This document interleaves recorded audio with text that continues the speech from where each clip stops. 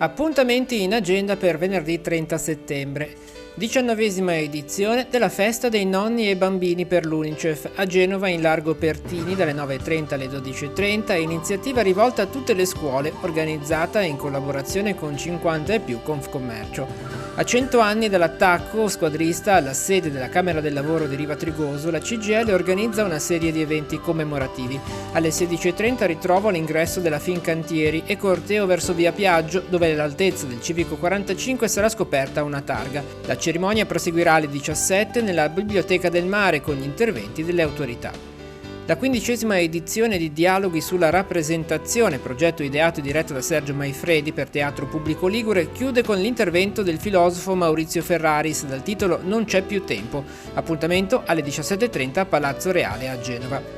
Continua a Genova Quarto il quarto Pianeta Festival. Alle 17.30 presentazione del libro Ritorno a Basaglia di Paolo Peloso. A seguire alle 19 letture pasoliniane con Carlo di Francesco Antonio. Accompagnamento musicale a cura di Magazzino CDF. Alle 21 nell'arena del centro sociale spettacolo di Enrique Balbontin.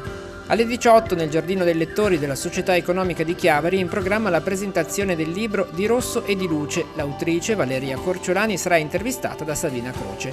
Alle 21 all'Oratorio di Sant'Erasmo di Sori, concerto per pianoforte, protagonista il pianista Roberto Mingarini con la partecipazione della soprano Beatrice Ghezzi. I brani saranno intervallati da letture di Giovanna Savino. Infine nel Parco Nelson Mandela di Sestri Levante dalle 21 alle 23 il Sestante guiderà i visitatori al riconoscimento delle stelle e osserverà con il telescopio la Luna e i suoi crateri.